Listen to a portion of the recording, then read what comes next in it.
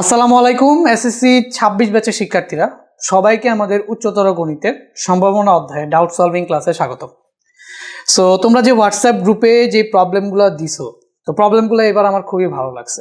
যারা একটু advance preparation নিতে চাও, প্রত্যেকটা প্রবলেম তোমরা নিজেরা সলভ করার ট্রাই করবা, না পারলে আমার সাথে সলভটা মিলিয়ে নিবে, ঠিক আছে? আমি অবশ্যই তোমাকে রিকোয়েস্ট করবো যে সম্ভাবনা অধ্যায়ে যদি তুমি একটু প্রিপারেশনটাকে আরও অ্যাডভান্স নিতে চাও, তাহলে আমার এই যে ডাউট সলভিং ক্লাসটা তোমরা অবশ্যই করবা, ঠিক আছে?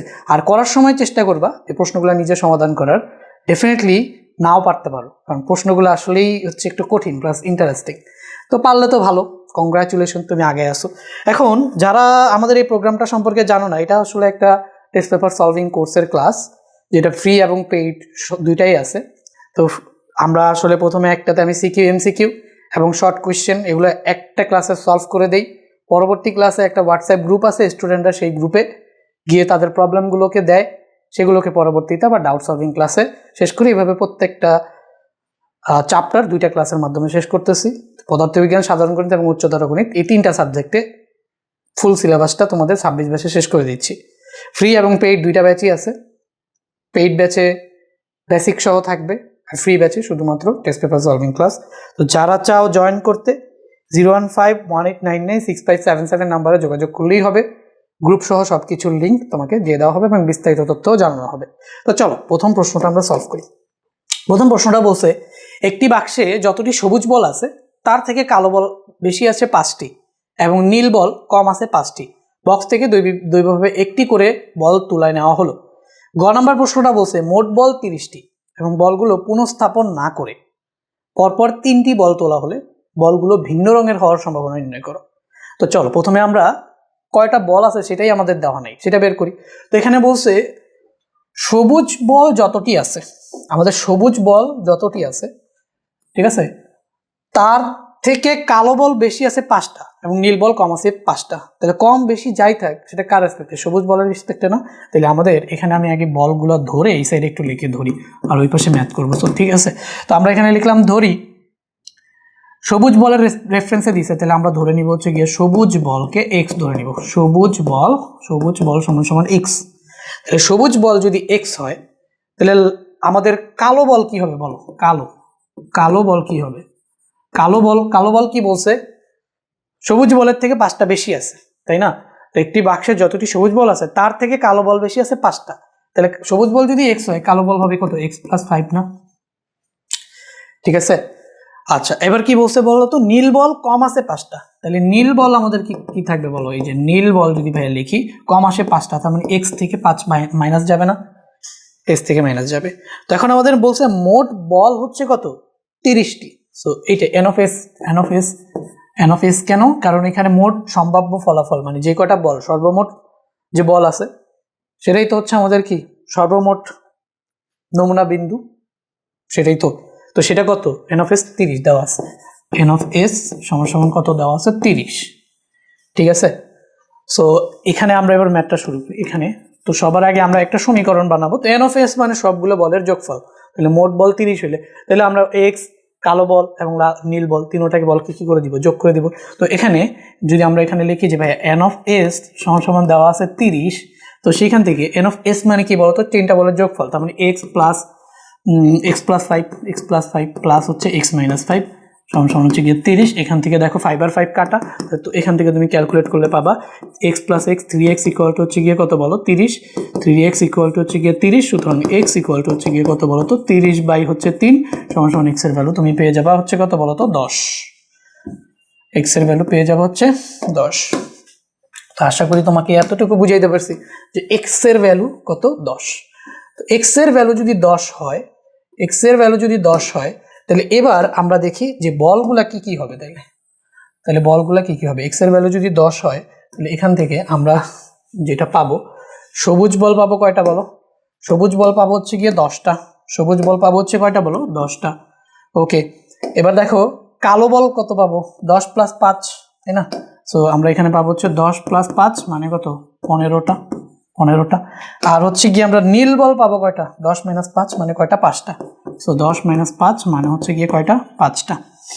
বুঝছো? তাহলে এখানে আমরা কি পাইলাম বলো? বলের সংখ্যা পাইলাম। এখানে আমরা কি পাইলাম? বলের সংখ্যা পাইছি এটা।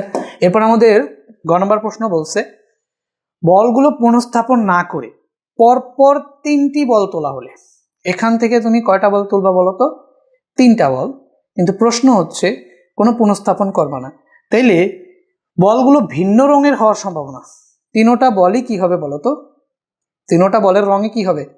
আলাদা আলাদা। 3টা বলের রঙই আলাদা আলাদা।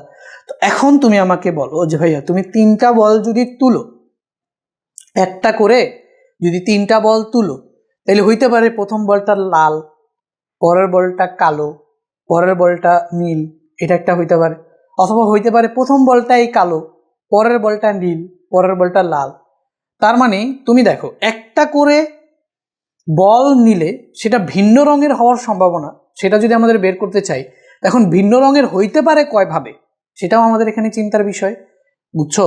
তো প্রথমে আমরা যেটা বের করি সেটা হচ্ছে যে একটি করে নিয়ে 3টি ভিন্ন রং হওয়ার সম্ভাবনা। তাহলে একটি করে বল নিয়ে, তাহলে আমরা যদি দেখি যে পুনঃস্থাপন না করে পরপর 3টি বল তোলা হলে বলগুলো ভিন্ন রং হওয়ার সম্ভাবনা। তো একটি করে আমরা যদি দেখি একটি করে নিলে ভিন্ন হওয়ার সম্ভাবনা, একটি করে প্রথমে দেখো যে ভাইয়া 30টা বল আছে, সেখানে 10টা আছে সবুজ বল।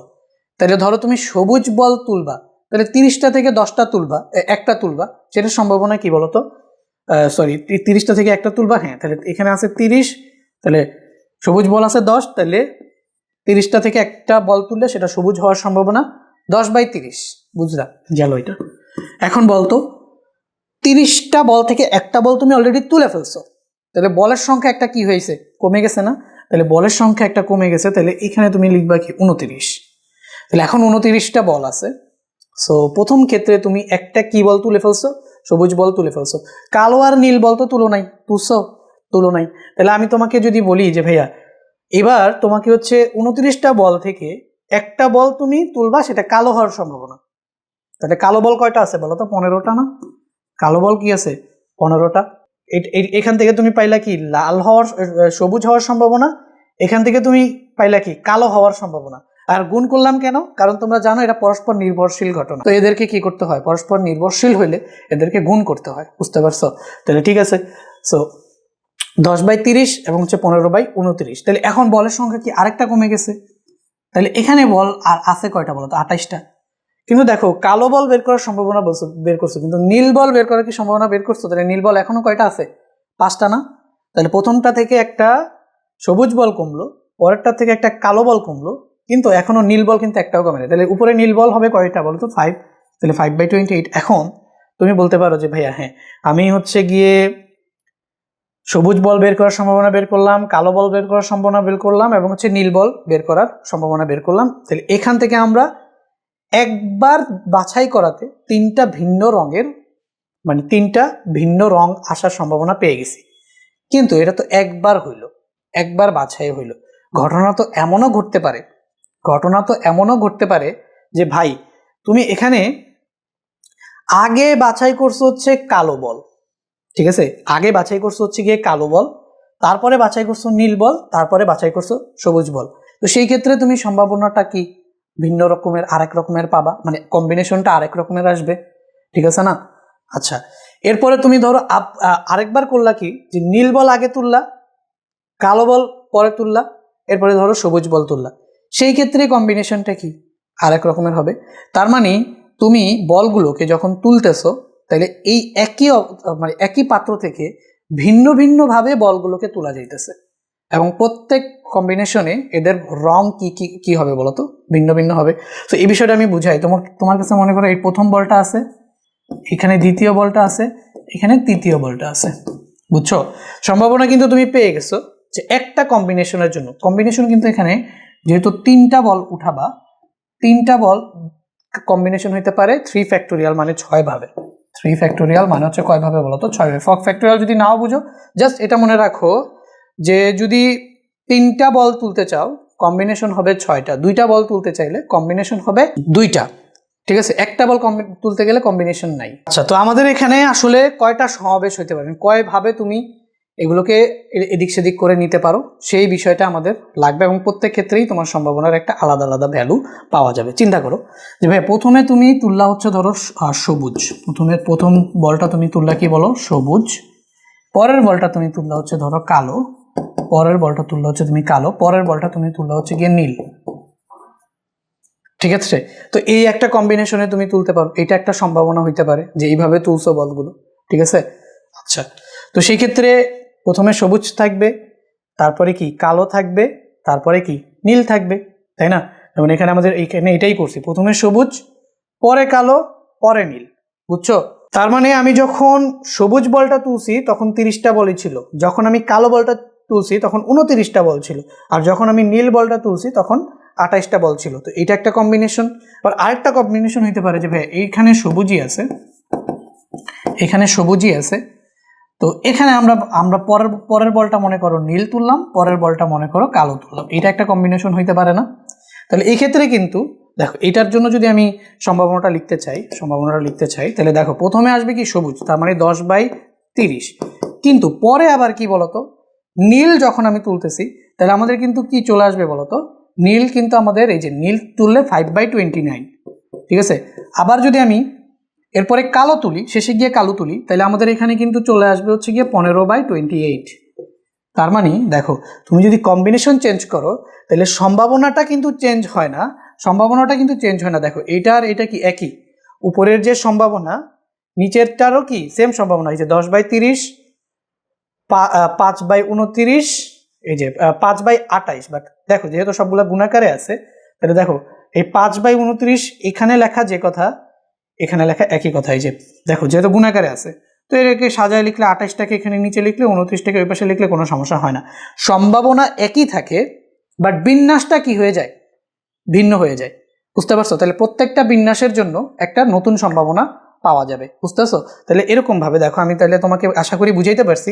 তো এরকম ভাবে দেখো তুমি একটা বিন্যাস নিতে পারো সবুজ কালো নীল, আরেকটা নিতে পারো সবুজ নীল কালো, আরেকটা ধরো তুমি নিতে পারো হচ্ছে গিয়ে কালো কালো কালো সবুজ, ধরো কালো সবুজ নীল, একটা নিতে পারো কালো সবুজ নীল, আরেকটা নিতে পারো হচ্ছে গিয়ে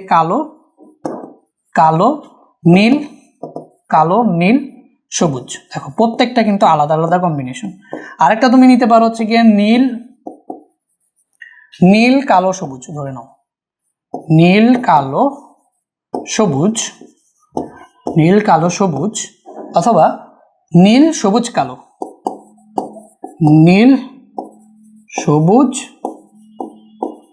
কালো। এখন যেহেতু সবগুলা সম্ভাবনা গুণ করে বের করতে হয়, তাহলে তুমি এখানে দেখো সমাবেশ কয়টা পাইতেছো, 6টা, 6 ভাবে তুমি এটাকে সাজিয়ে নিতে পারতেছো।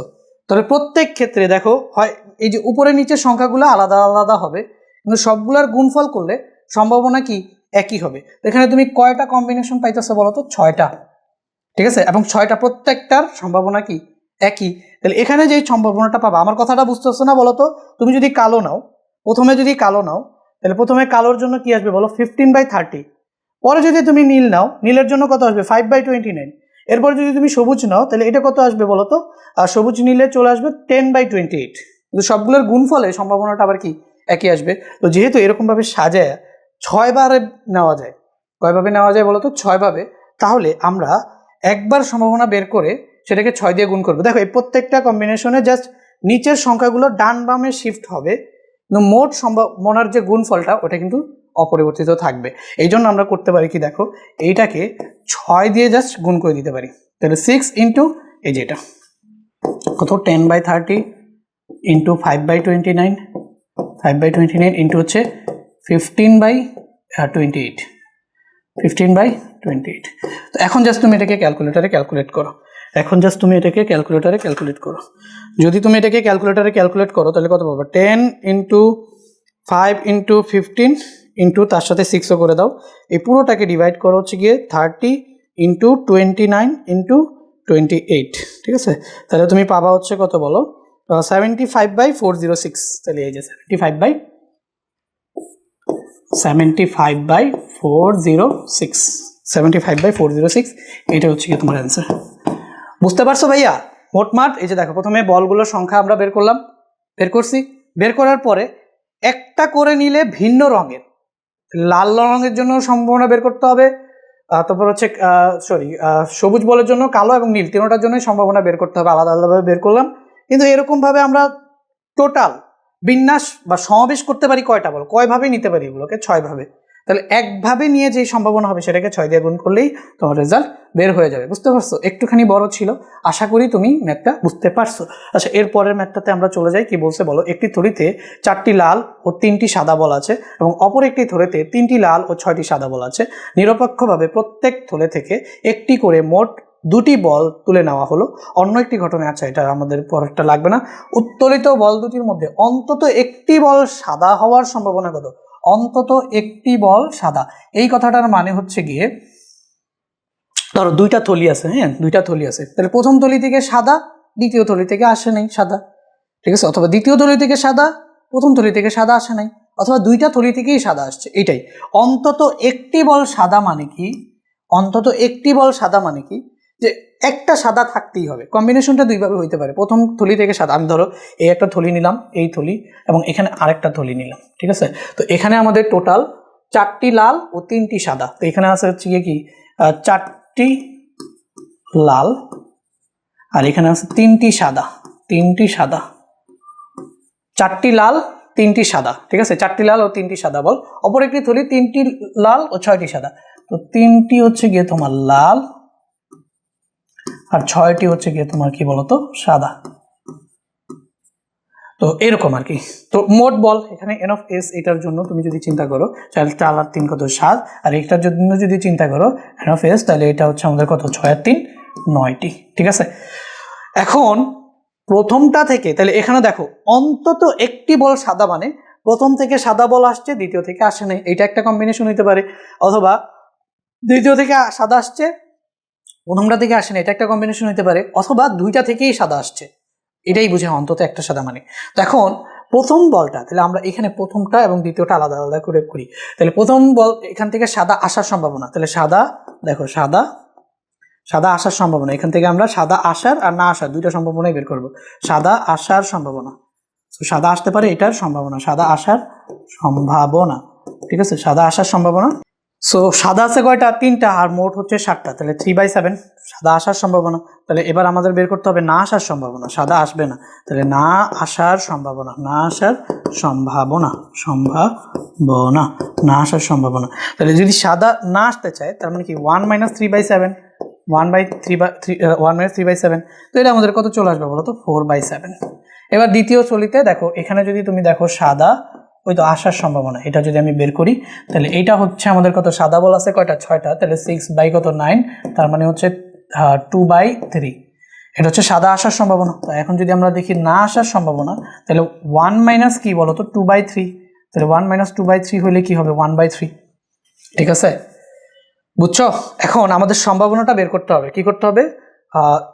অন্তত একটি বল সাদা হওয়ার সম্ভাবনা। সুতরাং এখন যদি আমরা ফাইনাল সম্ভাবনাটা বের করতে চাই, তাহলে এই যে সম্ভাবনা, এই সম্ভাবনাটা কিভাবে বের করব বলো? তাহলে দেখো প্রথমটা থেকে ধরো সাদা আসছে, পরেরটা থেকে সাদা আসে নাই, এটাই। তাহলে প্রথমটা থেকে যদি সাদা আসে, তাহলে এটা সাদা আসার সম্ভাবনা 3/7, আর পরেরটা থেকে সাদা ধরো আসে নাই, তাহলে এটার সম্ভাবনা কি 1/3।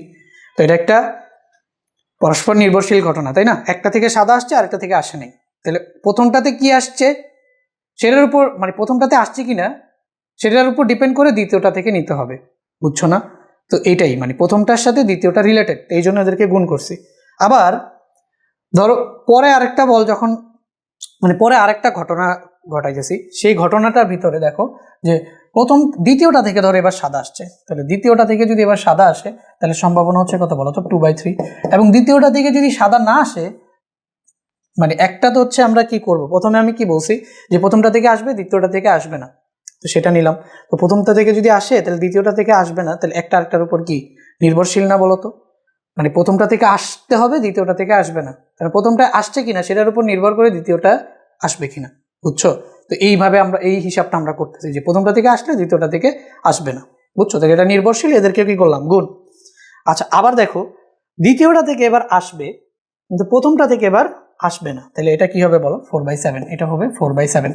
তো এদের মাঝখানে আমরা কি করব বলো তো, যোগ দিব, কারণ এটা একটা আলাদা ঘটনা, একটাতে আসছে আরেকটাতে আসে নাই, এটা আরেকটা ঘটনা, একটাতে আসছে আরেকটাতে আসে নাই।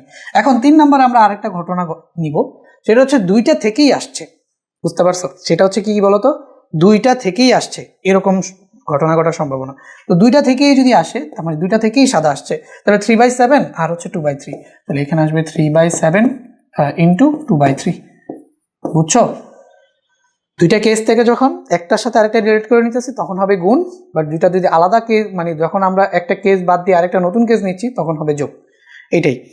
এখন দেখো এখানে কত আসতেছে 3/21, তাহলে এখানে আমরা যেটা পাবো, একটু ছোট করে নিই,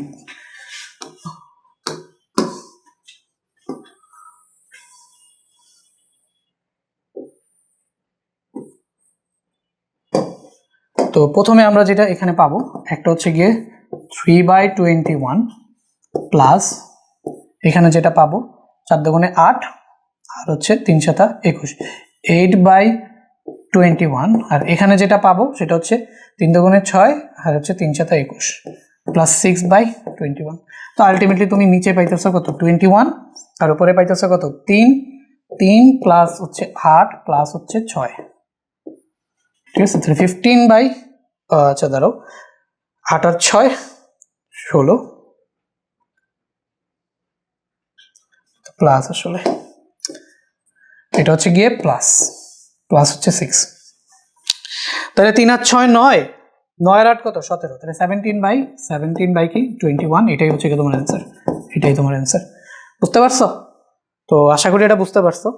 ওকে, নেক্সট প্রশ্নে কি বলছে দেখো, কোনো পরীক্ষায় বিভিন্ন সংখ্যক প্রশ্নের উত্তর প্রদানকারী পরীক্ষার্থীর সংখ্যা দেওয়া আছে, তো এখানে দেওয়া আছে পরীক্ষার্থী সংখ্যা, আর এখানে দেওয়া আছে হচ্ছে আমাদের কি বলতো প্রশ্নের সংখ্যা, কয়টা প্রশ্ন বাছাই করছে সেটা। হ্যাঁ, এখন খ নম্বর প্রশ্ন বলছে নির্বাচিত পরীক্ষার্থীর বড়জোর 4টি প্রশ্নের উত্তর করার সম্ভাবনা কত, তাহলে খ নম্বরটা কি হবে বলো, বড়জোর 4টি প্রশ্ন, এটার মানে হচ্ছে 4টির উপরে যে প্রশ্নগুলো আছে সেগুলোকে কি করবে না, অ্যান্সার করবে না, বুঝতে পারছো? মানে 4টার উপরে নেওয়া যাবে না, সব নিতে হবে 4টা সহ 4টার নিচে। তাহলে ভাইয়া উত্তর করা প্রশ্ন এখানে কি বলছে, নির্বাচিত পরীক্ষার্থী হচ্ছে কি আমাদের তোমার হচ্ছে মেইন মোট সংখ্যাটা, সেটা হচ্ছে আমাদের পরীক্ষার্থী, তাহলে নির্বাচিত পরীক্ষার্থীর বড় জোর, তাহলে পরীক্ষার্থী টোটাল কতজন, এইটাই হচ্ছে আমাদের টোটাল পরীক্ষার্থী। এই যে নির্বাচিত পরীক্ষার্থী ওরা প্রশ্ন বাছাই করতে পারে 1 2 3 4 5 এবং 6 অধিকও, তো বড় জোর 4টি প্রশ্ন উত্তর করার সম্ভাবনা, তাহলে টোটাল পরীক্ষার্থী আছে এতজন,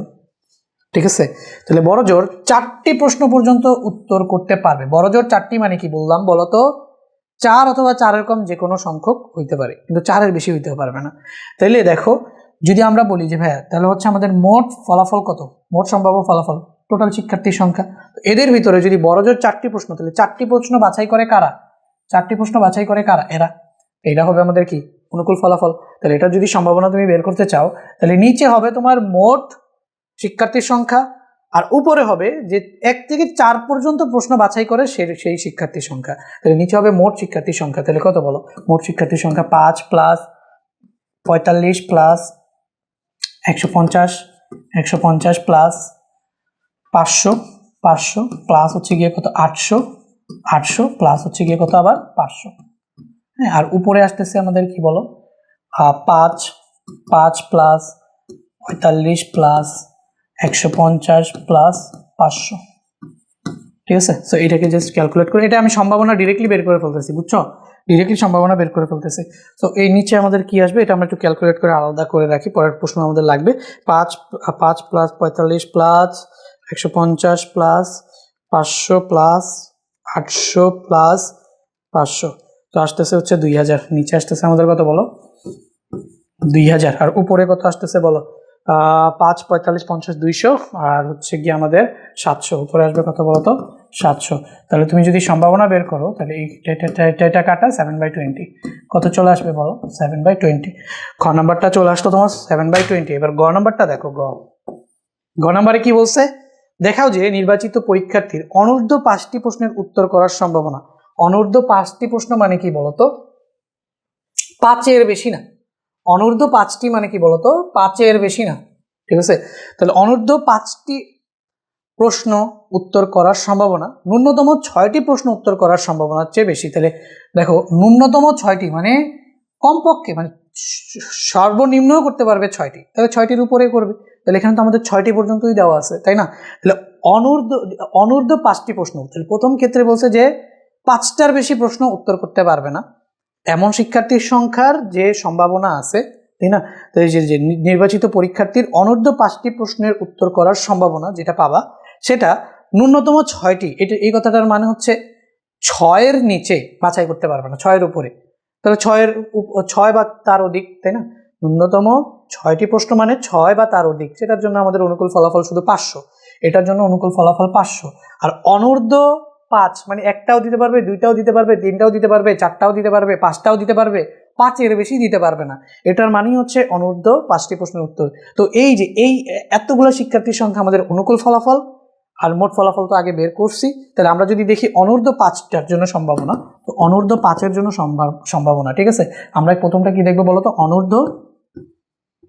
অনূর্ধ্ব 5 এটার জন্য যে সম্ভাবনা সেটা হবে নিচে হবে কত? 2000, নিচে হবে 2000, আর উপরে হবে এই পর্যন্ত আমরা দেখছিলাম 700, 7 আর 8 কত বলো? 1500। তাহলে এখানে আমাদের কত আসবে? 1500 যদি আসে তাহলে আমাদের, আচ্ছা 1500 আসবে, 500, 700, 7 আর 8, 1500ই তো আসে। তো এখান থেকে এটা কাটা, এটা কাটা, ওকে। সো আমরা 5 দিয়ে যদি কাটাকাটি করি তাহলে 3 5 15 আর 3/4 আসবে আমাদের, ঠিক আছে? তো অনূর্ধ্ব 5। এবার হচ্ছে ন্যূনতম 6। তো আমরা যদি দেখি ন্যূনতম 6, ন্যূনতম 6, তো ন্যূনতম 6-এর জন্য নিচে হবে মোট সম্ভাব্য ফলাফল কত? 2000, আর উপরে হবে অনুকূল ফলাফল। তাহলে অনূর্ধ্ব 6 কয়জন? 500 জন। তাহলে এখানে আমাদের কি আসবে বলো তো? 500 জন, 500 জন। তো এই 500 জন এটাকে সমান সমান করে দিলে তুমি কি পাবা বলো তো? এটা কাটা, এটা কাটা, তাহলে 1/4 কি পাবা? 1/4। তাহলে আমাদের বলছে যে দেখাও যে নির্বাচিত পরীক্ষার্থী অনূর্ধ্ব 5টি প্রশ্ন উত্তর করার সম্ভাবনা ন্যূনতম 6টি প্রশ্নের উত্তর করার সম্ভাবনার চেয়ে বেশি। তো এটা 3/4, এটা 1/4, সুতরাং আমরা এখানে বলতে পারি যে ভাইয়া 3/4 ইজ গ্রেটার দেন কি 1/4, মানে অনূর্ধ্ব 5-এর সম্ভাবনা ন্যূনতম 6-এর সম্ভাবনার থেকে কি বলতো? বড়। এটা তো গেল সহজ প্রশ্ন উত্তর সহজে। আচ্ছা এবার পরের প্রশ্নটা দেখো কি বলছে? 2টি মুদ্রা ও একটি ছক্কা একত্রে নিক্ষেপ করা হলে একটি নিরপেক্ষ মুদ্রা 4 বার নিক্ষেপ করা। 2টা প্রশ্ন দিছে, 2টা মুদ্রা ও একটি ছক্কা একত্রে নিক্ষেপ করা হলো। তো এখানে আমাদের খ নম্বর প্রশ্নটা প্রবলেম দিছ যে 1 নংয়ের আলোকে প্রবাবিলিটি ট্রি তৈরি করো। তাহলে 2টি মুদ্রা মারছো এবং একটি ছক্কা মারছো, তো সেটার আলোকে তুমি কি বের করতে চাইতেছো? Probability tree. তাহলে ট্রিটা কিভাবে আঁকবা দেখো, আমি তোমাকে একদম এঁকে দেখাচ্ছি। তো প্রথমে তুমি এখানে প্রথম মুদ্রার পিঠ নিলা, তো এখানে প্রথম মুদ্রা থেকে আসবে কি? হেড, এবং হচ্ছে এখানে কি আসবে বলতো? টেল। প্রথম মুদ্রা থেকে এটাই আসলো। ওকে, দ্রুত শেষ করার জন্য দেখো আমি কিন্তু প্রবাবিলিটি ট্রিটা বানায় ফেলছি, দেখছো? প্রবাবিলিটি ট্রিটা যে প্রথমে বলছিল কি 1 নং প্রশ্নের আলোকে প্রবাবিলিটি ট্রি তৈরি করো, তো এটা হচ্ছে আমাদের প্রবাবিলিটি ট্রি। মুদ্রার পিঠ, প্রথম মুদ্রা থেকে হেড এবং টেল আসবে, পরের মুদ্রা থেকে আবার একটা হেড এবং টেল বের হবে, দ্বিতীয় মুদ্রা থেকে আবার একটা হেড এবং টেল বের হবে। এই হেড থেকে যেহেতু ছক্কা পরে নিক্ষেপ করছো, 1 থেকে 6 পর্যন্ত বের হবে। এবার এই টেল থেকেও 1 থেকে 6, আবার এই হেড থেকেও 1 থেকে 6, এবং এই টেল থেকেও 1 থেকে 6। এইভাবে কিন্তু তোমার প্রবাবিলিটি ট্রিটা ড্র করা হয়ে গেল। এখন তোমাদের বলছে কি দেখো তো, মুদ্রায় ভিন্নপিঠ ও ছক্কায় পূর্ণবর্গ সংখ্যা। মুদ্রায় ভিন্নপিঠ মানে কি? মানে হেড সাথে টেল অথবা টেলের সাথে হেড, এবং ছক্কায় পূর্ণবর্গ সংখ্যা। পূর্ণবর্গ সংখ্যাগুলো তো তোমরা চিনো।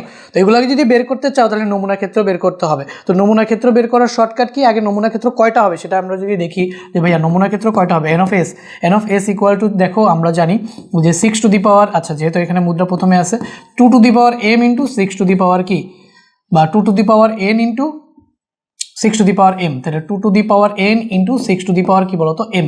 তাহলে এখন 2 টু দি পাওয়ার n, তাহলে n এর ভ্যালু কত বলতো? 2 না? কারণ কি আমরা মুদ্রা নিক্ষেপ করছি কয়বার? দুইটা মুদ্রা, তো 2টা মুদ্রা নিক্ষেপ করছি, এবং ছক্কা নিক্ষেপ করতেছি একটা। তাহলে এখানে হবে 4 ইন্টু 6, তার মানে 4 6 24। তাহলে আমাদের এন অফ এস এর ভ্যালু কত চলে আসছে? 24।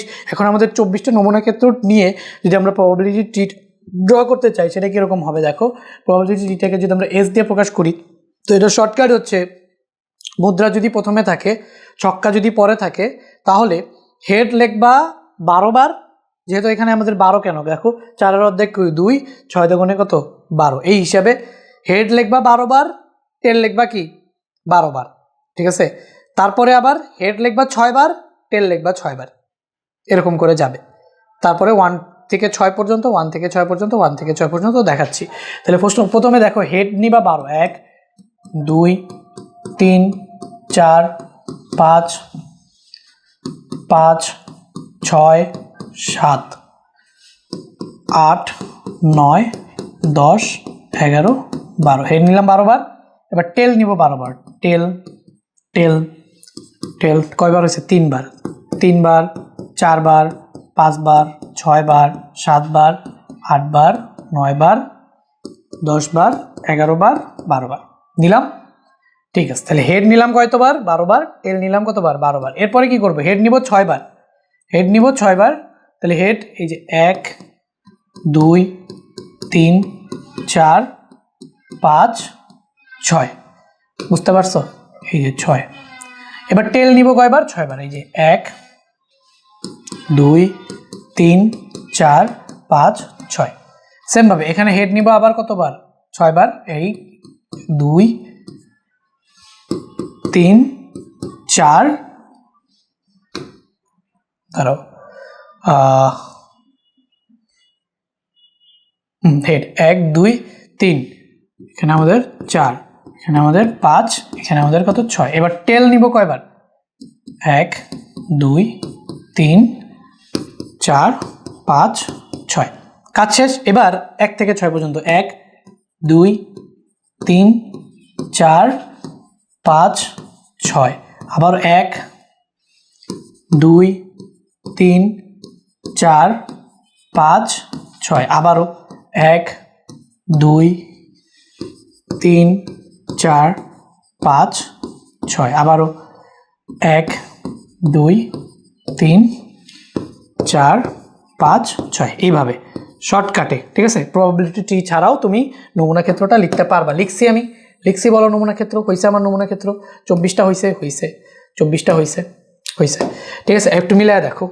হেড 1 প্রথমটা আসবে কি? এই যে হেড 1, পরেরটা কি? হেড 2, এরকম করে হেড 6 পর্যন্ত যাবে। হেড 6, এরপরে কি? হেড টেল 1, হেড টেল 2, হেড টেল 3, তাই না? এই যে হেড টেল 1, হেড টেল 2, হেড টেল 3, হেড টেল 4, হেড টেল 5, হেড টেল 6।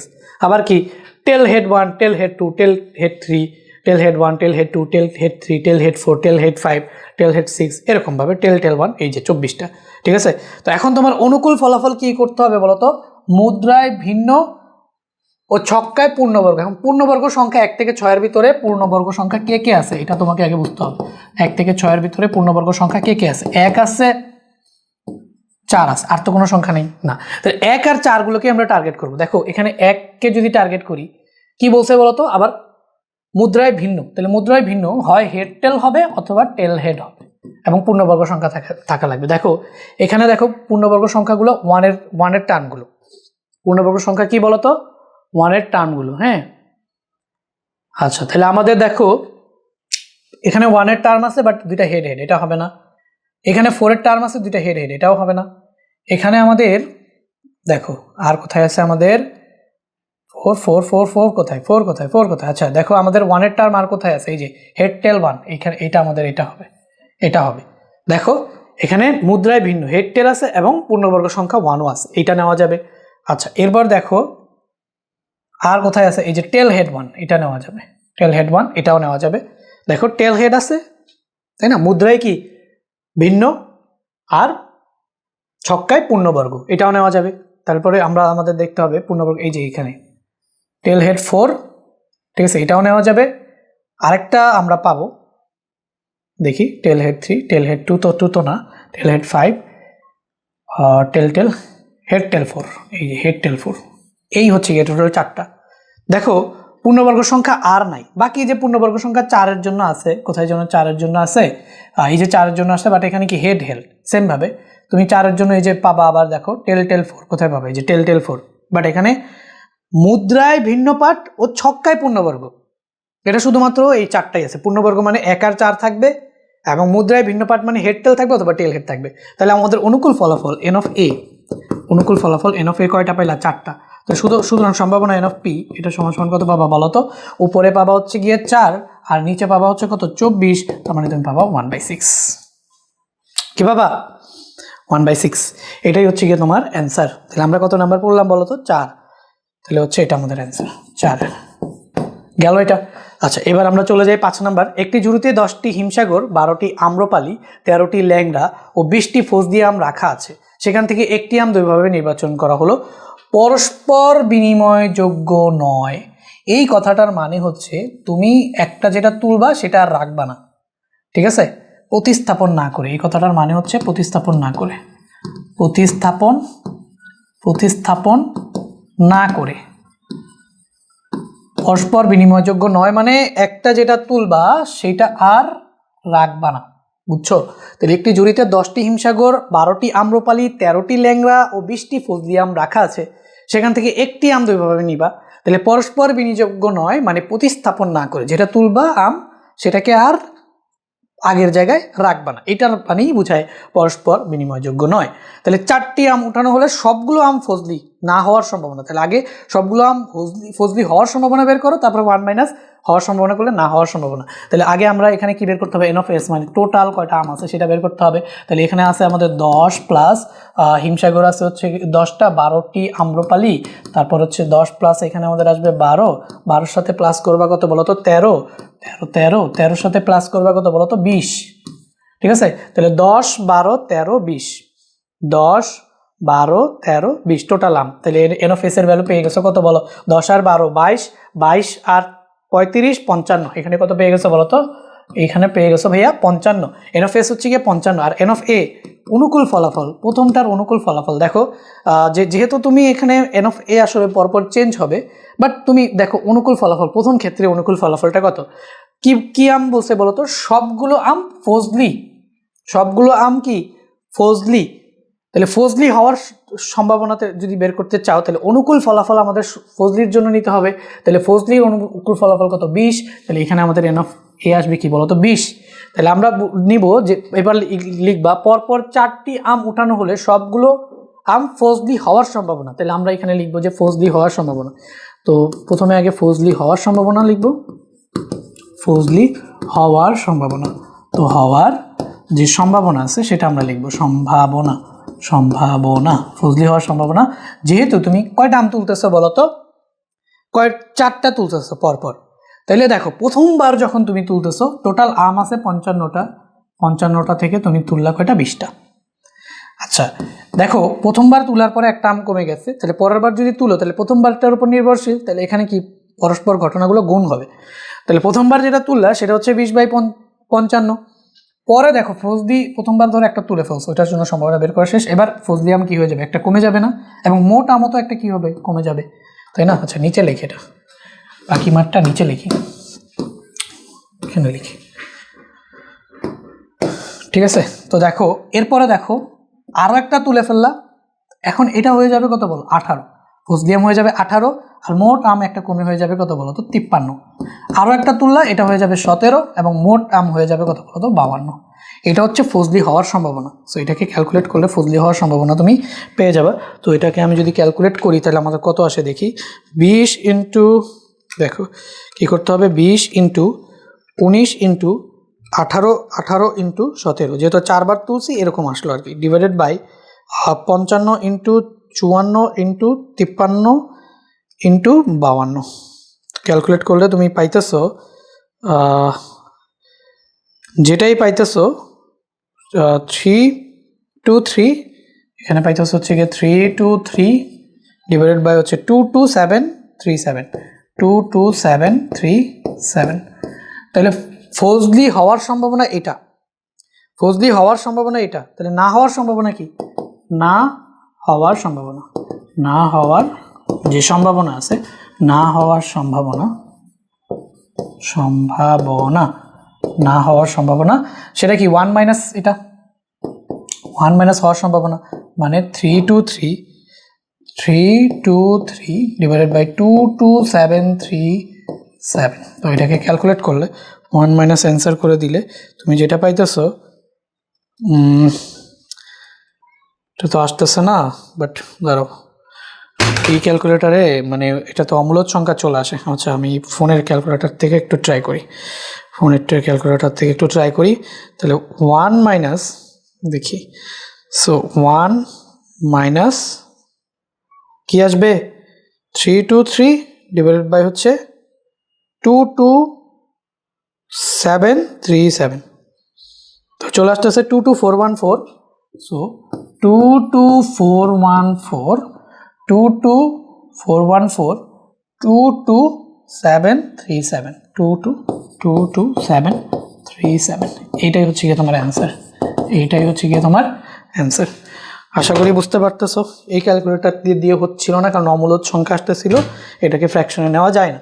আচ্ছা, ওইটা দিয়ে করলাম, বা তোমাদের কাছে ইএস প্লাস যদি থাকে তাহলেই তোমাদের অ্যান্সার মিলে যাবে। ঠিক আছে, এটাই হচ্ছে তোমার অ্যান্সার। 5 নম্বরটা শেষ। 6 নম্বর প্রশ্নটা দেখো। একটি থলেতে 10টি লাল, 7টি সাদা ও 5টি কালো বল আছে। তো দৈবভাবে একটি বল নেওয়া হলো। বলটি সাদা হওয়ার সম্ভাবনা এবং কালো না হওয়ার সম্ভাবনার পার্থক্য নির্ণয় করো। তাহলে বলটি সাদা হওয়ার সম্ভাবনা, আগে আমাদের এন অফ এসটা আগে বের করে নিই। এন অফ এস, তাহলে এন অফ এস কত বলো? এন অফ এস কত? এন অফ এস হচ্ছে 10 + 7 + 5। তাহলে 10 + 7 + 5, তাহলে 10 আর 7 17 আর 5 কত বলো? 22। এন অফ এস হচ্ছে গিয়ে 22। তাহলে বলটি সাদা হওয়ার যদি সম্ভাবনা বের করতে হয়, তাহলে এন অফ পি আমি ডিরেক্টলি বের করে ফেলি। সাদা হওয়ার সম্ভাবনা, কয়টা বল তুলছো বলো তো? দুইভাবে একটা বল তুলছো, তাহলে সাদা হওয়ার সম্ভাবনা কি হবে বলো? সাদা বল কয়টা আছে? সাদা বল কয়টা আছে? উপরে হবে সাদা বলের সংখ্যা। সাদা বল আছে 7টা, মোট বল আছে কত? 22টা। তাহলে বলটি সাদা হওয়ার সম্ভাবনা হচ্ছে 7/22। বলটি সাদা হওয়ার সম্ভাবনা হচ্ছে 7/22, এবং কালো না হওয়ার সম্ভাবনা, তাহলে এন অফ পি 1 ধরলাম আমরা, এটাকে এন অফ পি 2 ধরি। কালো না হওয়ার সম্ভাবনা মানে 1 মাইনাস কালো হওয়ার সম্ভাবনা। তাহলে কালো হওয়ার সম্ভাবনা কত বলো? কালো বল আছে 5টা, তাহলে এখানে আমাদের আসবে কত? 5/22। সো এটাকে ক্যালকুলেট করলে তুমি যেটা পাবা সেটা হচ্ছে গিয়ে 5 মাইনাস 17/22, তাই না? 5 আর 7 22, হ্যাঁ 17 কি কত? 22, এটা পাবা। ঠিক আছে, এখন বলছে যে সাদা হওয়ার সম্ভাবনা এবং কালো না হওয়ার সম্ভাবনার পার্থক্য। এটা হচ্ছে তোমার সাদা হওয়ার সম্ভাবনা, এটা আমাদের কি সাদা, এটা হচ্ছে আমাদের সাদা, আর এটা হচ্ছে আমাদের কালো না হওয়া, এই দুইটার পার্থক্য। আচ্ছা, পার্থক্য যেহেতু করব, তাহলে আমরা বড়টা থেকে ছোটটাই করি। পার্থক্য যদি করব বড়টা থেকে ছোটটাই করি, তো এটা বড়, তাহলে আমরা এখানে কি লিখব? 17/22 মাইনাস হচ্ছে কি কত বলো তো? 7/22। তাহলে আমরা পাবো হচ্ছে 10/22, মানে হচ্ছে 5/11। 5/11 বুঝতো? তো তুমি মানে পার্থক্য তো করবা, তাহলে বড় থেকে ছোটটাই করবা পার্থক্য। তো ভাইয়া বড় থেকে ছোটটা করলাম, ছোট থেকে বড়টা করলে একটা নেগেটিভ আসতো, সেটাও পার্থক্য হইতো, বাট সেটা নেগেটিভ আসতো। তো আমরা নেগেটিভ ভ্যালুটা নেই। সো আমরা কোন ম্যাথটা করে ফেললাম বলো? কোন ম্যাথটা করে ফেললাম? আমরা কিন্তু খ নাম্বার ম্যাথটা করে ফেললাম। খ। এবার আমরা হচ্ছে গ নাম্বার ম্যাথটার দিকে থাকি। গ নাম্বার ম্যাথটা আমাদের কি বলছে? গ নাম্বার বলছে যদি প্রতিস্থাপন না করে একটি করে পরপর 4টি বল তুলে নেওয়া হয়, তবে সবগুলো বল ভিন্ন বর্ণের হওয়ার সম্ভাবনা নির্ণয় করো। বুঝছো? এখানে বলছে প্রতিস্থাপন না করে বল আছে 3 কালারের। বল আছে 3 কালারের, একটা হচ্ছে লাল, একটা হচ্ছে সাদা, আর একটা হচ্ছে কি কালো। ঠিক আছে, কিন্তু তুমি বল তুলতে চাইতেছো 4টা, আবার সবগুলা ভিন্ন রঙের চাইতেছো। 3টা হইলে হ্যাঁ, আমরা একটু আগে করছি যে প্রতিস্থাপন না করে 3টা বল তোলা হলে সবগুলা ভিন্ন রঙের হওয়ার সম্ভাবনা, সেটা আমরা দেখছি যে একটা সম্ভাবনা বের করে 6 দিয়ে গুণ করলেই মোট রেজাল্ট চলে আসে। বাট এখানে আমাদের বলছে যে 4টা বল তুলবো। কয়টা বল তুলবো? 4টা। তাহলে 4টা বল যদি তুলি, তাহলে 4টা বল ভিন্ন রঙের হওয়ার সম্ভাবনা চাইছে। ভাই 3টা কালারের রং আছে, তাহলে 3টা তুললে 3 রকমের কালার আসবে। 4 নাম্বার কালারটা তো কোনোদিনই ভিন্ন হওয়ার কোনো সম্ভাবনা নাই। বুঝতেছো? 4 নাম্বারটা কি হবে? ভিন্ন হবে? ভিন্ন হবে না। 4 নাম্বারটা ওই 3টা কালারের যে কোনো একটা হবে। তো এইটার সম্ভাবনা তুমি জাস্ট একটুখানি ব্যাখ্যা, এটা তো যেহেতু বোর্ড প্রশ্ন টেস্ট পেপারেই আছে, তুমি বোর্ড প্রশ্নটা দিয়ে জাস্ট একটুখানি এক্সপ্লেন করে দিও। মানে বোর্ড প্রশ্ন যেহেতু ওটা সমাধান তো আছে, ওখানে সমাধানটা কীভাবে দেওয়া আছে ওটা খালি দেখো। আমি তোমাকে বুঝাইলাম যে এটার সম্ভাবনা 0 হবে। এটার সম্ভাবনা তোমার এন অফ পি, এটা কি হবে বলো তো? এন অফ পি এটা হবে 0। কেন? 3টা কালারের বল আছে, তাহলে 3টা কালারের বল যদি তুমি তুলো, 3টা ভিন্ন কালার আসা সম্ভব। 4 নাম্বার বলটা ওই 3টা কালারের যে কোনো একটা আসবে, এটা তো ভিন্ন আসা সম্ভব না, কারণ 4 নাম্বার কালারের কোনো বল তো নাই। তাহলে 4 নাম্বার বলটা ভিন্ন কালারের হওয়া সম্ভব না, তো ওটার সম্ভাবনা 0।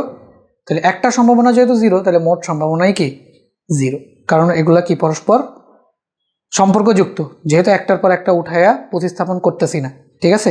তো সেই ক্ষেত্রে এটার সম্ভাবনা কত হয়ে যাবে বলো তো? 0। আশা করি বুঝছো।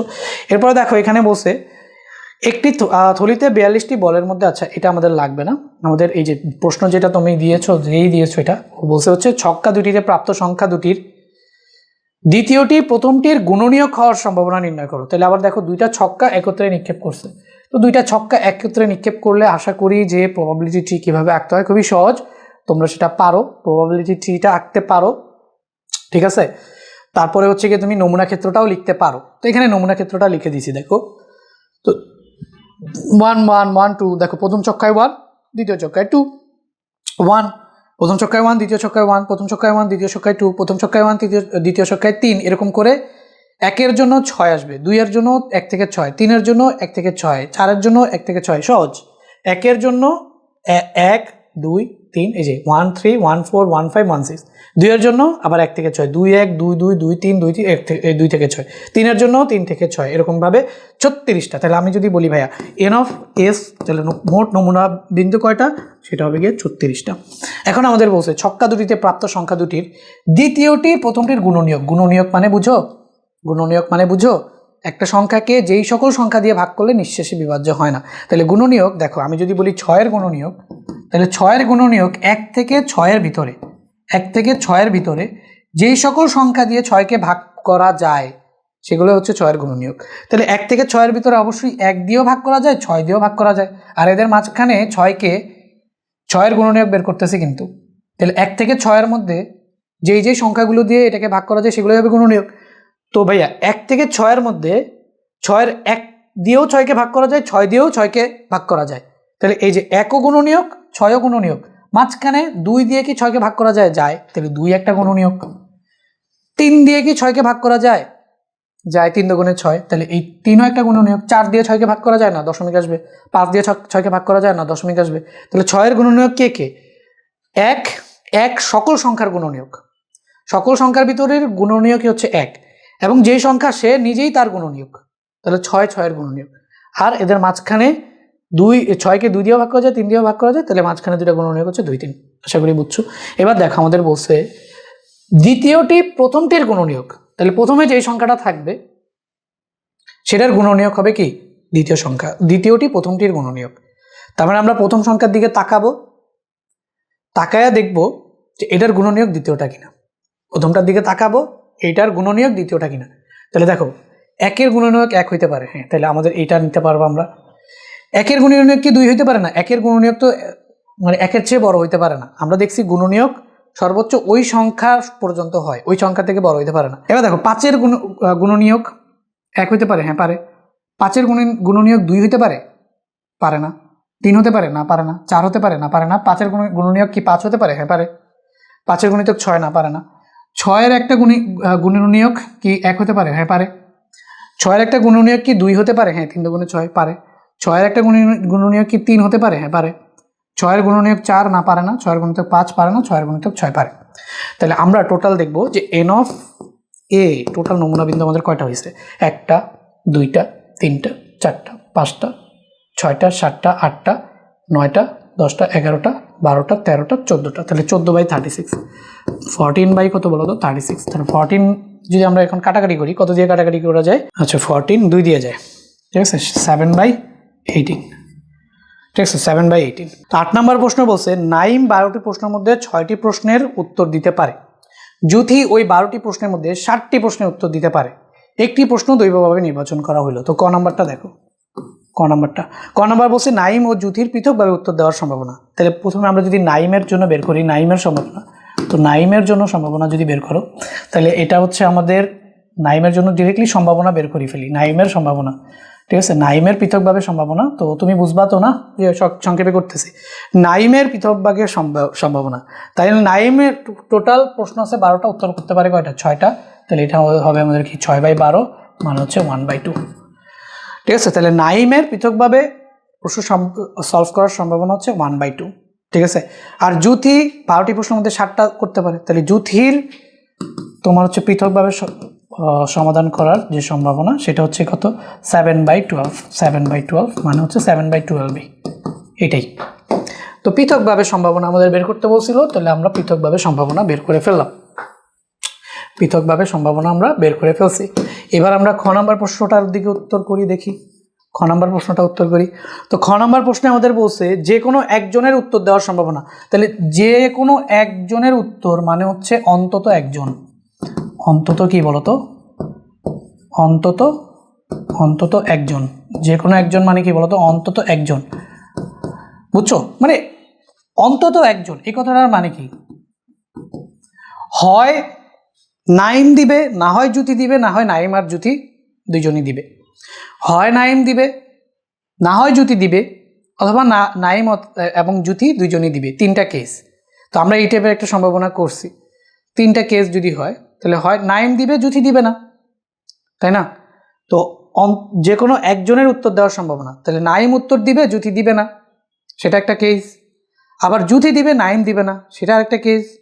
এবং জ্যোতি নাইম দুজন একসাথে দিবে, সেটা আরেকটা কেস। তো তিনটা কেস। তো দেখো আমরা দেখো নাইম দিবে সেটা হচ্ছে হাফ, তাহলে এটা যদি আমরা বলি যে দিবে না, দিবে না সেটা কি 1 মাইনাস হাফ, মানে এটাও কত বলতো, হাফ, ঠিক আছে।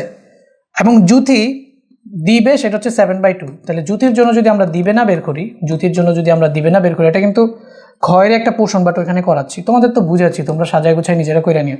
সো দিবে না এটার মানে কি বলতো, 1 মাইনাস দিবে 7/12, 7/12, তার মানে এখানে তুমি অ্যান্সার পাবা কত বলতো, 5/12।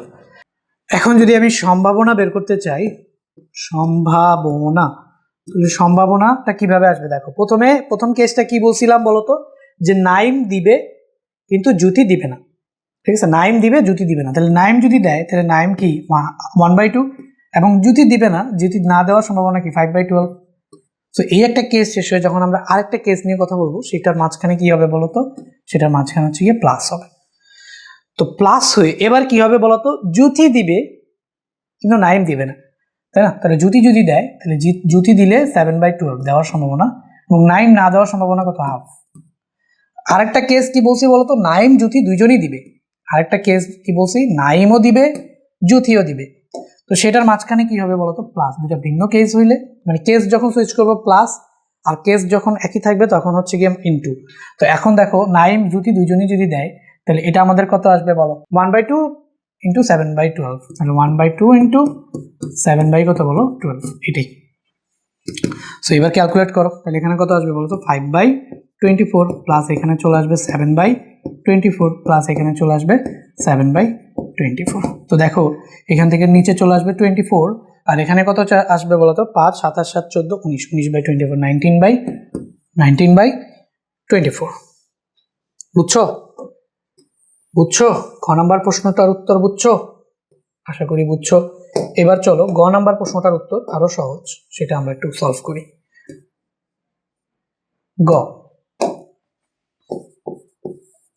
গ নাম্বারে বলছে শুধুমাত্র একজনের উত্তর, শুধুমাত্র একজন উত্তর, তার মানে নাইম উত্তর দিলে জ্যোতি দিবে না, জ্যোতি উত্তর দিলে নাইম দিবে না।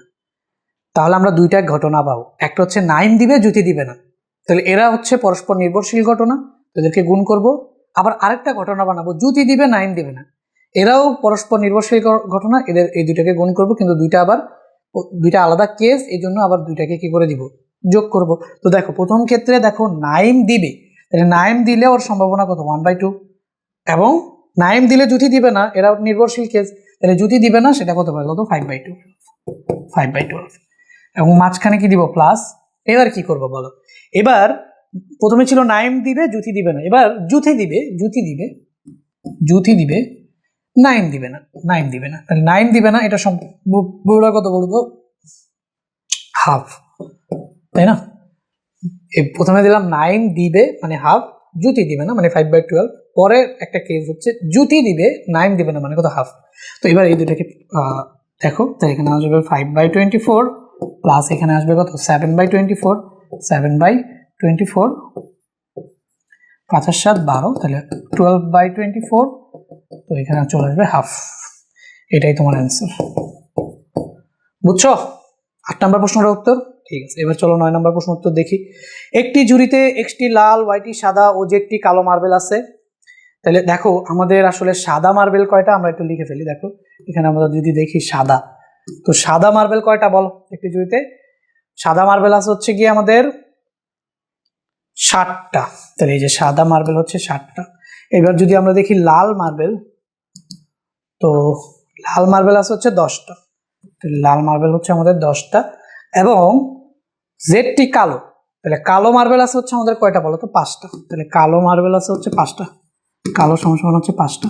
তো এন অফ এস যদি বের করতে চাই এবং টোটাল অনুকূল ফলাফল, তাহলে 7 আর 5 7 আর 5 12, 12 আর হচ্ছে 10 22, মানে 7 আর 10 17 আর 5 22, যেভাবেই ক্যালকুলেট করো। তো এখানে তোমার এন অফ এস কত চলে আসবে বলো তো? সবগুলোর যোগফল করলে 22 চলে আসবে। এবার বলছে যদি প্রতিস্থাপন না করি, মানে একবার তুলবো আর রাখবো না, না করি, তাহলে একটি করে পরপর 3টি মার্বেল তুলে নেওয়া হলে সবগুলো মার্বেল ভিন্ন বর্ণের। আবার ওই কেসটা চলে আসছে। সো আমরা জানি কি করব, সুতরাং সম্ভাবনা সম্ভাবনা সম্ভাবনা সম্ভাবনা সবগুলো মার্বেল ভিন্ন। দেখো প্রথমে আমাদের কি করতে হবে, একটি মানে আমাদের মোট সম্ভাবনা বের করতে হবে যে 6টা কম্বিনেশন হয়, তাই না? 3টা বল যদি আমরা তুলি তাহলে 6টা কম্বিনেশন হয়। তাহলে আমরা প্রথমে যেটা করতে পারি যে সবগুলো কম্বিনেশনকে আলাদা আলাদাভাবে বের করে যোগ করতে পারি। দেখো যেহেতু সবগুলো কম্বিনেশন একই আছে, তার মানে আমরা কি করছিলাম, 6 দিয়ে গুণ করছিলাম। প্রথমে এই ম্যাথ কিন্তু আমরা করে আসছি, একদম প্রথম ম্যাথটা, বুঝছো? তাহলে আমরা যেটা করব সেটা হচ্ছে প্রথমে একটি করে বল নিলে, যদি প্রতিস্থাপন না করে একটি করে বল নিলে মোট সম্ভাবনাটা কত আসে একটা কম্বিনেশনের জন্য। ধরে নাও প্রথমটা সাদা, পরেরটা লাল, পরেরটা কালো, এই কম্বিনেশনের জন্য কত আসে সেটা বের করে। তার মানেই হচ্ছে কম্বিনেশন বলতে আমরা এটাকে বিন্যাস বলি আর কি, ম্যাথের ভাষায় এটাকে বিন্যাস বলি। তোমাদের বোঝার সুবিধার্থে আমি কম্বিনেশন বুঝাইতেছি যাতে কম্বিনেশন কথাটা তুমি বুঝো। তো আমি যদি বিন্যাস ম্যাথের ভাষায় বলি, প্রথম বিন্যাসের জন্য, প্রথম বিন্যাস মনে করো সাদা লাল কালো, এভাবে সাজায় যদি তুমি নেও, প্রথমে সাদার সম্ভাবনা, পরে লালের সম্ভাবনা, পরে কালোর সম্ভাবনা, তাহলে তুমি লিখতে পারো যে একটি বিন্যাসের জন্য সম্ভাবনা। এরকম বিন্যাস করা যায় 6টি। তো সেই 6টি আমি যেভাবে দেখাচ্ছি ওভাবে দেখাবো, তাহলে 6টি বিন্যাসের জন্য মোট সম্ভাবনা। তো একটি বিন্যাসের জন্য সম্ভাবনা আমরা আগে ফার্স্ট অফ অল লিখি, সেটা হচ্ছে কি, দেখো সাদা বল যদি আমি নিই, সাদা নিব, তাহলে 22টা থেকে প্রথমে সাদা নিলাম, তারপরে তোমার হচ্ছে বল কমে যাবে 21টা, কিন্তু পরে আমি নিব লাল, তাহলে লাল বলের জন্য হচ্ছে গিয়ে মানে একটা করে নিব না, প্রথমে নিলাম ধরো সাদা, 22টা ছিল, একটা নিলাম, তাহলে সাদা হওয়ার সম্ভাবনা আমি পেয়ে গেছি। এখন সাদা তুলে ফেলছি ধরে নাও, তাহলে একটা বল কমে গেছে, তাহলে আমরা যখন লাল বল তুলবো তখন মনে করো এখানে কয়টা আছে, 21টা। তো তাহলে লাল বল আছে 10টা আর তোমার মোট বল আছে 21টা, তো এখান থেকে একটা পাবা। আবার এখানে যদি পরে কালো তুলো, তাহলে এখানে বল হয়ে যাবে কয়টা, 20টা, আর কালো বল থাকবে কয়টা, 5টা। তো এই একটা বিন্যাসের জন্য সমাবেশ পাইছো, তো এরকম বিন্যাস আসবে কয়টা, 6টা, আর 6টা বিন্যাসের জন্য সম্ভাবনা কি আসবে, সেম আসবে। তো এরকম ভাবে তুমি জাস্ট এটাকে 6 দিয়ে মাল্টিপ্লাই করে দিলেই তোমার অ্যান্সার চলে আসবে। তাহলে দেখো আমি যদি এখানে লিখি 7 গুণ 10 গুণ 5 গুণ 6, ঠিক আছে, এই পুরা উপরের সবগুলোরে গুণ করে ফেললাম, তারপর হচ্ছে ভাগ করে দিব হচ্ছে 22 গুণ 21 গুণ 20। তো তাইলে আমি যেটা পাচ্ছি 5/22, কত পাচ্ছি বলো তো, 5/22, এটাই তোমার অ্যান্সার, 5/22। এটা কিন্তু প্রথমে একদম প্রথম প্রশ্নটাই বিস্তারিত আলোচনা করে তারপরে আসছি, ঠিক আছে? তাহলে সবগুলো মার্বেল ভিন্ন হওয়ার সম্ভাবনা হচ্ছে 5/22 গেল। এরপর দেখো রনি ও গনি একসাথে 600 শব্দ টাইপ করে, তাদের মধ্যে রনি 20% ও গনি 30% ভুল শব্দ টাইপ করে, গনি মোট শব্দের 40% টাইপ করে। দেখাও যে সম্ভাবনার মান, এটা প্রথম ক্লাসে দেখাই দিছি। উদ্দীপকের ঘটনার প্রবাবিলিটি ট্রি অঙ্কন করো, ঠিক আছে? প্রবাবিলিটি টি যদি আমরা অঙ্কন করতে চাই, তাহলে প্রথমে আমাদের এখানে লিখতে হবে শব্দ, এখানে লিখতে হবে গিয়ে শব্দ, ঠিক আছে? শব্দ লিখলাম, এখানে আমাদের আসবে কি, রনি, এখানে আসবে হচ্ছে আমাদের রনি, এখানে আসবে রনি, আর এখানে আসবে কে বলতো, গনি। তো এখানে রনি আসলো, এখানে আসলো গনি। তো রনি কি করে, টাইপ করে, তাহলে 20% ভুল করে, তাহলে 80% কি সঠিক করে। তাহলে আমরা যদি বলি ভুল, তো এখানে আমরা লিখতে পারি হচ্ছে ভুল 20%, ঠিক আছে, এবং সঠিক সঠিক 80%। এটা হচ্ছে আমাদের রনির প্রবাবিলিটি। এবং যদি গণি আমরা দেখি তাহলে রনি ছিল না প্রথমে, রনি বিশে। এই যে দেখো গণি ক্ষেত্রে যদি আমরা দেখি তাহলে এখানে আমরা দিব হচ্ছে ভুল, এখানে আমরা কি দিব ভুল। তাহলে ভুল কত 30%, আর সঠিক কত, সঠিক কত, সঠিক হচ্ছে 70%। 70%, এটাই হচ্ছে তোমার প্রবাবিলিটি ট্রি। দেখো বুঝো কিনা।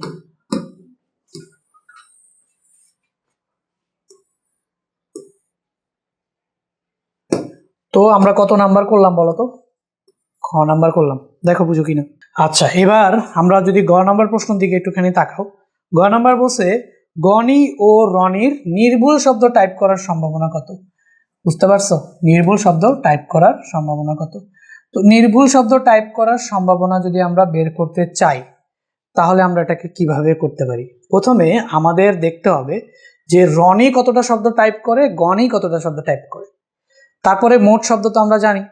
এবার রনি কতটা ভুল করে এবং গণি কতটা ভুল করে সেটা আমাদের বের করতে হবে। বুঝতে পারছো? তাহলে আগে আমরা দেখি রনি কতটা টাইপ করে এবং গণি কতটা টাইপ করে। তাহলে প্রথমে আমরা দেখি রনির ক্ষেত্রে রনি দেখো।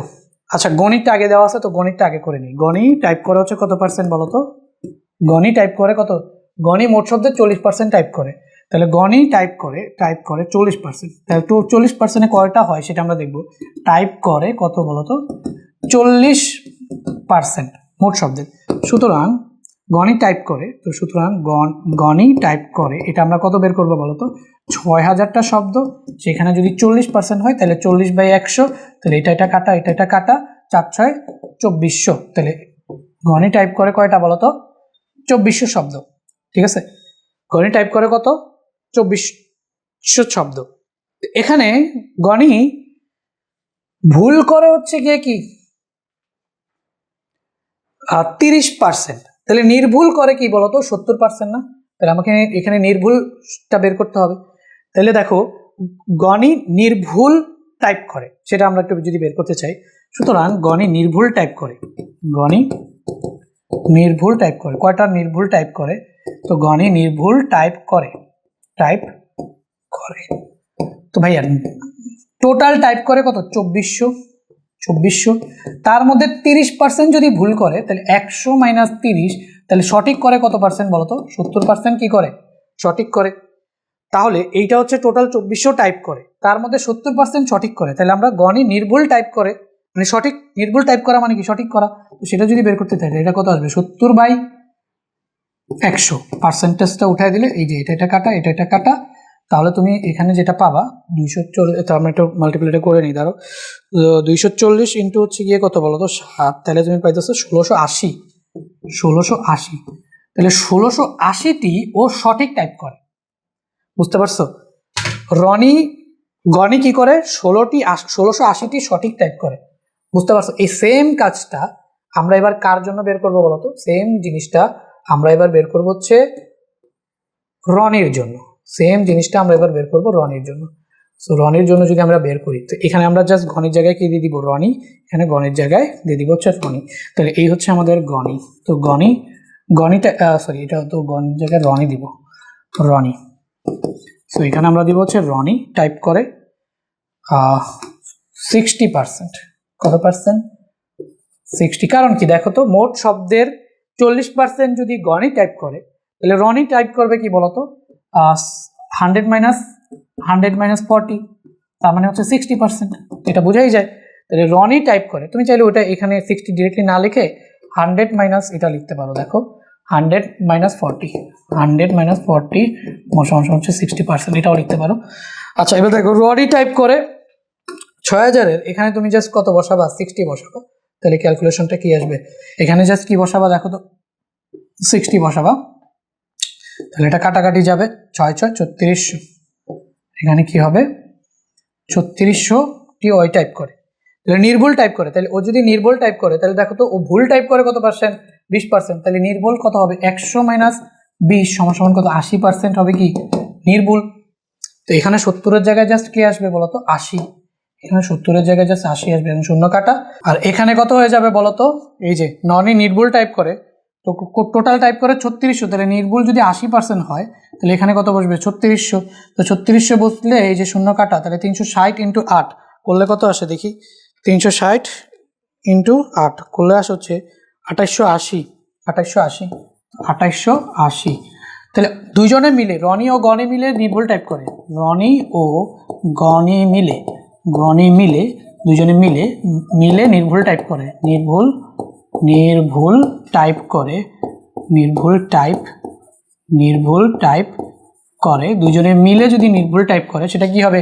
একটা হচ্ছে কি আমাদের 1680 প্লাস হচ্ছে 2880, 1680 প্লাস হচ্ছে কত? 2880 প্লাস হচ্ছে আমরা 1680 যদি অ্যাড করি তাহলে 4560। তো দুজনে মিলে কত আসে বলতো? 4560। এটাই হচ্ছে আমাদের কি অনুকূল ফলাফল। তাহলে সম্ভাবনা যদি আমরা বের করতে চাই, সম্ভাবনা যদি আমরা বের করতে চাই তাহলে উপরে হবে আমাদের অনুকূল ফলাফল, দ্যাট মিনস 4560, আর নিচে আসবে হচ্ছে আমাদের কত বলতো? 6000। তো এটাকে যদি 6000 দিয়ে ভাগ করি, ভাগ হচ্ছে 6000, তাহলে পাইতেছো 0.76। পাইতেছো কত বলতো? 0.76। এটাকে যদি দশমিকে নিয়ে যাই 19/25, কত আসতেছে? 19 মানে ভগ্নাংশে নিয়ে গেলে 19/25। বুঝছো? এই ছিল আমাদের গ নাম্বার প্রশ্নের উত্তর। কি করলাম? গনি টাইপ করে কত, সেটা থেকে গনি কয়টা সংখ্যা টাইপ করে 6000-এর মধ্যে সেটা বের করলাম 2400। তাহলে গনি 30% ভুল করে, তাহলে নির্ভুল করে কত? 1680টা নির্ভুল টাইপ করে। আচ্ছা, এবার দেখছি রনি টাইপ করে 60%। তাহলে রনি যদি 60% করে তাহলে মোট প্রশ্নের কতটুকু কয়টা করে? 3600টা করে, তাই না? 6000-এর 60% কত? 3600। তাহলে যেহেতু নির্ভুল টাইপ করে 80%, তাহলে কয়টা প্রশ্ন নির্ভুল টাইপ করে? 2880। এখন বলছে রনি ও গনি নির্ভুল শব্দ টাইপ করার সম্ভাবনা। তাহলে আগে আমরা রনি ও গনির নির্ভুল টাইপ সম্ভাবনা বের করলাম। এখন ও বলছে মানে দুইজনে মিলে যেটা নির্ভুল করে সেটাই।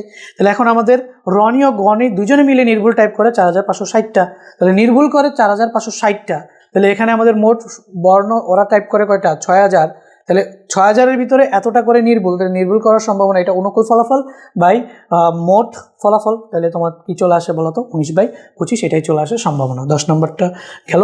এর পরবর্তী প্রশ্নগুলো করার জন্য আমাদের একটা তোমার হচ্ছে কয়েকটা সূত্র জানা লাগবে। যেমন প্রথম সূত্র হচ্ছে বর্জনশীল বা পৃথক বা বিচ্ছিন্ন ঘটনা বলতে কি বোঝায়? দেখো, একটা ঘটনার উপর যদি আরেকটা ঘটনা নির্ভরশীল না হয়, মানে দুইটা ঘটনা, একটা ঘটলে আরেকটা না ঘটে, সহজ কথা, একটা ঘটলে আরেকটা ঘটবে না, সেটাকে আমরা বলি হচ্ছে বিচ্ছিন্ন ঘটনা, বা এটাকে আমরা বলি বর্জনশীল, পৃথক বা বিচ্ছিন্ন ঘটনা।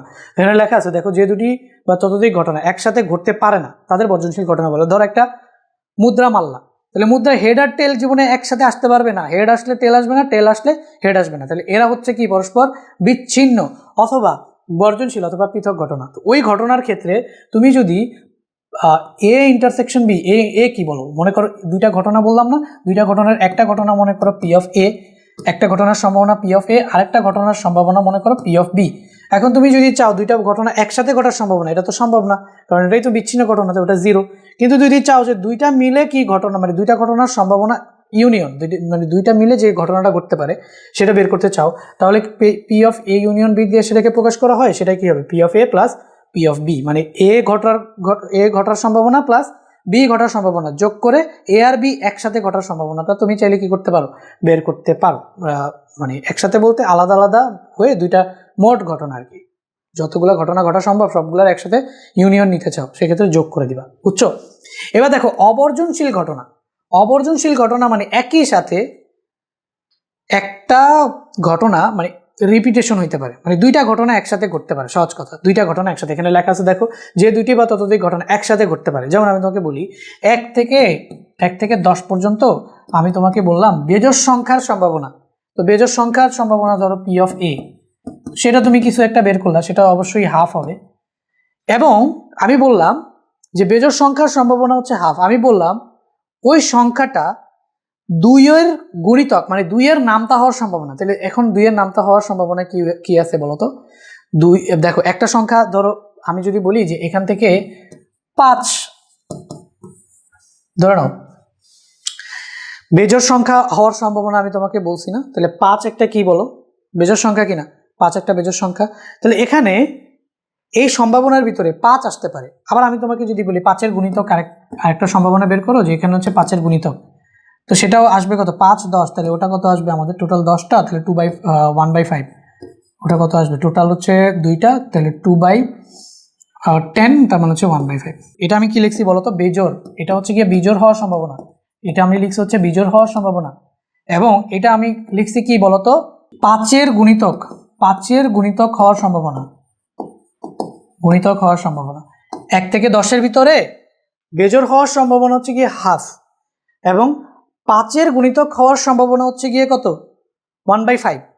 এখন 1 থেকে 10-এর ভিতরে একটা সংখ্যা তুমি নিলা, এটা দুইটা আলাদা ঘটনা, দুইটা আলাদা সম্ভাবনা। মানে একসাথে তুমি মনে করো একটা সংখ্যাকে তুমি বাছাই করলা, ওই সংখ্যাটা বেজোড়ও হইতে পারে, 5-এর গুণিতক দুইটাই হওয়া সম্ভব কিনা বলো। 5 মনে করো, 5কে তুমি নিয়ে নিলা, কাকে নিয়ে নিলা, 5কে, তাহলে 5 কিন্তু বেজোড়, ঠিক আছে। আবার 5 কিন্তু কি 5-এর গুণিতকও। তার মানে আমরা দেখলাম দুইটা ঘটনা একই সাথে ঘটতে পারে এখানে। তো এই ঘটনাগুলো হচ্ছে অবর্জনশীল, যে দুটি বা ততোধিক ঘটনা একসাথে ঘটতে পারে, তাই না। বেজোড় হওয়ার সম্ভাবনা আলাদা একটা ঘটনা, 5-এর গুণিতক হওয়া আলাদা একটা ঘটনা। তুমি যদি 5কে বাছাই করো, তাহলে এটা একই সাথে বেজোড়ও হয়ে যেতে পারে এবং 5-এর গুণিতকও হয়ে যেতে পারে। তাহলে এখানে এটাকে তুমি কি বলবা বলতো, অবর্জনশীল বা অবিচ্ছিন্ন ঘটনা। তাহলে বুঝছো, এই যে অবর্জনশীল বা অবিচ্ছিন্ন ঘটনা। তাহলে দেখো, এই ঘটনাগুলো ঘটার ক্ষেত্রে যদি সম্ভাবনা তুমি P of A union B নির্ণয় করতে চাও, তাহলে এ এর সম্ভাবনা, বি এর সম্ভাবনা এবং এ ইন্টারসেকশন বি এর সম্ভাবনা, এটা হচ্ছে গিয়ে সূত্র, ঠিক আছে। এখন দেখো, শর্তাধীন সম্ভাবনা, একটি ঘটনা ঘটছে, ওটার সাপেক্ষে তুমি যদি আরেকটা ঘটনার সম্ভাবনা বের করতে চাও, মনে করো বি ঘটে গেছে, এখানে বি ঘটে গেছে, বি ঘটে গেছে, অলরেডি বি ঘটে গেছে, ওই শর্তে তুমি এ এর সম্ভাবনা বের করতে চাও, মানে বি ঘটে গেছে ওই শর্তে এ এর সম্ভাবনা বের করতে চাও, সেক্ষেত্রে সূত্র হচ্ছে P of A intersection B আর হচ্ছে পি অফ বি। আবার এ ঘটে গেছে ওই শর্তে তুমি বি এর সম্ভাবনা বের করতে চাও, তাহলে P of A intersection B. এটা হচ্ছে পরস্পর নির্ভরশীল যদি হয়, পরস্পর যদি কি হয় বলতো, নির্ভরশীল, নির্ভরশীল। আর যদি অনির্ভরশীল হয়, অনির্ভরশীল হয়, অনির্ভরশীল মানে একটা ঘটনার সাথে আরেকটা ঘটনার সম্পর্ক নাই, তাহলে অনির্ভরশীল হইলে P of A union B, এটা আসবে হচ্ছে পি অফ এ, পরস্পর সম্পর্কযুক্ত বাট অনির্ভরশীল, সেটা হইলে পি অফ এ আর হচ্ছে গিয়ে কি পি অফ বি। এই হচ্ছে গিয়ে সূত্র। তো এই সূত্রগুলো দিয়ে, এই সূত্রগুলো তোমাদের না করলেও চলবে, বাট প্রবলেম যেহেতু দিচ্ছ তাই আমি তোমাদের সলভ করাইতেছি। তো এই প্রথম প্রশ্নটা দেখো, 11 নম্বর প্রশ্নটা, 11 নম্বর প্রশ্নটা আমাদের P of A intersection B বের করতে বলছে, এইগুলো দেওয়া আছে। এখন তাহলে আমরা এই ঘটনাগুলোকে পরস্পর নির্ভরশীল বা অবিচ্ছিন্ন ঘটনা ধরে আমরা এটাকে করব, বুঝছো, বিচ্ছিন্ন না অবিচ্ছিন্ন যদি ধরে করি, তাহলে আমরা সূত্র জানি যে P of A union B সমান হচ্ছে গিয়ে, আমরা জানি পি অফ এ আর হচ্ছে plus P of B minus P of A intersection B, P of A intersection B, এটা আমরা সূত্রটা জানি। আচ্ছা, এখান থেকে আমরা যদি বের করি, কি বের করব বলো তো, এখান থেকে আমরা বের করব হচ্ছে গিয়ে পি অফ বি। প্রশ্নে আমাদের চাইছে যে পি অফ বি এর মান কত, সুতরাং পি অফ বি তুমি লিখতে পারবা, পি অফ বি তুমি লিখতে পারবা যে পি অফ এ টাই পাশে প্লাস আসবে, আর P of A intersection B plus হবে, আর পি অফ এ মাইনাস হবে। তাহলে P of A union B এর সাথে P of A intersection B plus হবে, এবং হচ্ছে পি অফ এ কি হবে বলো তো, মাইনাস এ। তাহলে এখন P of A union B এর ভ্যালু কত দেওয়া আছে, 5/6, তাহলে এটা হচ্ছে কি আমাদের 5/6 প্লাস পি অফ এ এর ভ্যালু দেওয়া আছে হচ্ছে হাফ, ওটা আমরা বসাবো, আর P of A intersection B এর ভ্যালু দেওয়া আছে কত বলতো, 1/3 আর মাইনাস হচ্ছে গিয়ে হাফ। তো এবার তুমি ক্যালকুলেট করলে এখানে লসাগু চলে আসবে 6, তাহলে এটা চলে আসবে 5, আর এটা চলে আসবে হচ্ছে গিয়ে 2, আর এখানে চলে আসবে হচ্ছে গিয়ে 3। তাহলে তুমি এটা যেটা পাবা সেটা হচ্ছে 4/6 মানে 2/3। কত পাবা বলো তো, 2/3। আশা করি এটা বুঝছো, আশা করি এটা বুঝছো। এটা হচ্ছে আমাদের 2/3। প্রথমটা পাইছো বলো, 11 নম্বরটা। আচ্ছা, এবার আমরা পরেরটা করি, একটু ছোট করে উপরে রেখে দিই। আচ্ছা, এবার আমরা করবো হচ্ছে কত নাম্বার বলো তো, 12 নাম্বারটা। তো 12 নাম্বারটা আমাদের কি বলছে বলো তো, পি অফ এ বি মানে বি ঘটে গেছে ওই শর্তে এ বের করতে। তাহলে আমরা এটা একটু আগে সূত্র দেখে আসলাম, P of A B. B ঘটে গেছে ওই শর্তে এ এর সম্ভাবনা বের করতে।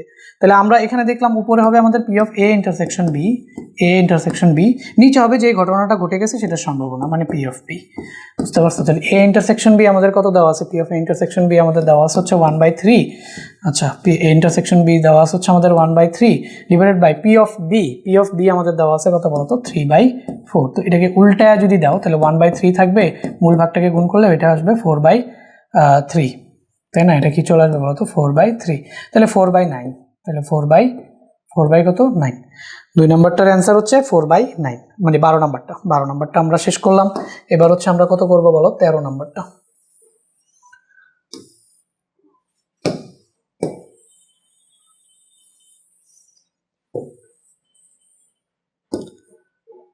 ওকে, এবার 13 নম্বরটা করি। সো 13 নম্বরটা বলছে P of A equal to 2/3 এবং P of B equal to হচ্ছে 5/9 এবং এ ও বি দুটি স্বাধীন ঘটনা। তাহলে দুটা যদি স্বাধীন ঘটনা হয় তাহলে আমি তোমাকে কি বলছিলাম যে P of A intersection B যদি বের করো, যে দুটা স্বাধীন ঘটনা হইলে এদের সম্ভাবনা, সেটা হচ্ছে কি P of A into P of B. P of A into কি বলতো? P of B. বুঝছো? তাহলে দুটা স্বাধীন ঘটনা হইলে P of A intersection B, P of A into P of B. P of A কত আমাদের? 2/3 এবং পি অফ বি কত আমাদের বলতো? 5/9। তাহলে এটা হবে কত? 5 দুগুণে 10 আর 3 নং 27, তাহলে 10/27, 10/27। এটাই হচ্ছে কি তোমার অ্যান্সার। তো এরই সাথে আজকে আমাদের ডাউট সলভিং ক্লাস শেষ। যারা এই প্রোগ্রামটাতে পেইড অথবা ফ্রি যুক্ত হতে চাও অবশ্যই এই নাম্বারে যোগাযোগ করো। তো দেখা হবে ভাইয়া পরবর্তী ক্লাসে। ততক্ষণ পর্যন্ত সবাই ভালো থাকবে। আল্লাহ হাফেজ।